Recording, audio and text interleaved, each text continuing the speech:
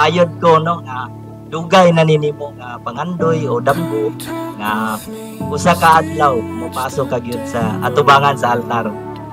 Natuman ra gyud ang imong mga pangandoy, imong mga damgo.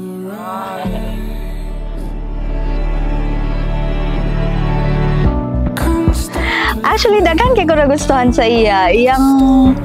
Iyang tibuok mo pagkatao. Iyang kind, pure, generous, and thoughtful heart.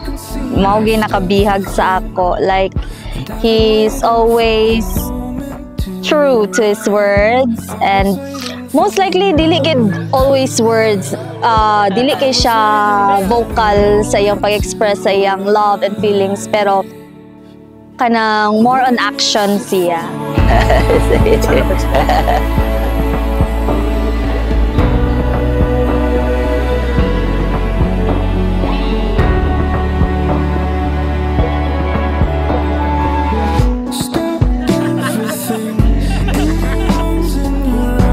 Akong nagustuhan sa iya no, simple lang. Masinabtanon, may paon.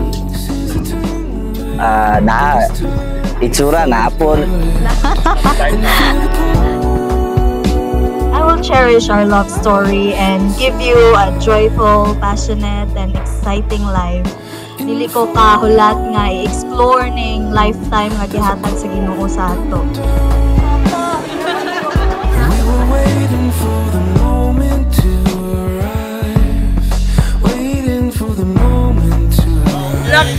Wala ko eh.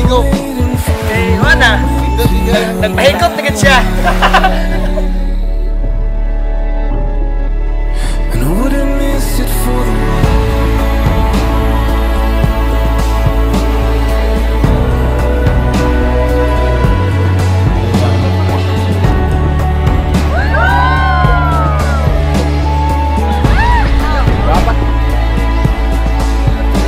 Kulbaan kay ko sa nga tanan. Oh my God.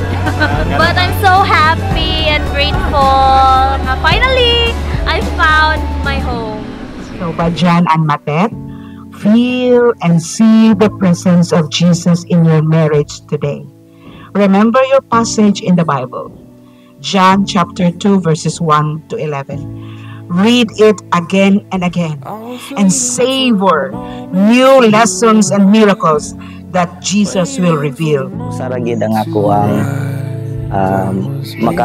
akong ikapasalig sa iya no, nga maski kunsa pa natang mga pagsulay o mga hagit sa kinabuhi, wala gyud makapausab niini.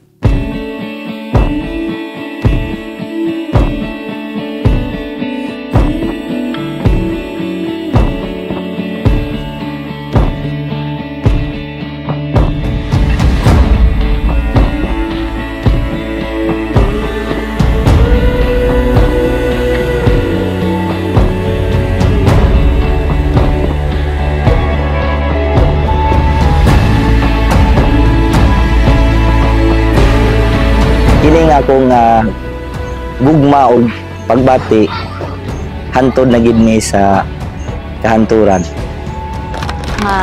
Whatever happens sa among pag-uban throughout the years, magpabilin ko sa iyang abay, suportahan ako siya sa tanang desisyon nga iyang buhaton, and higugmaon ako siya hantod sa hantod. Kung pwede lang after death, wala nang tayo death do us part, pero kay naa maging death do us part.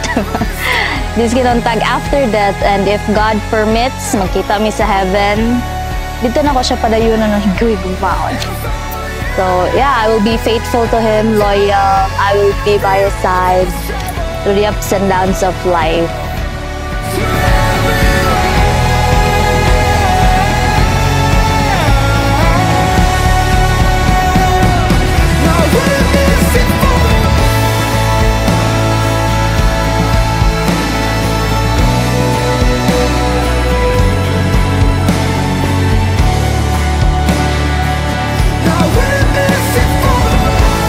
Promise that whatever life throws at us, I will be your ally.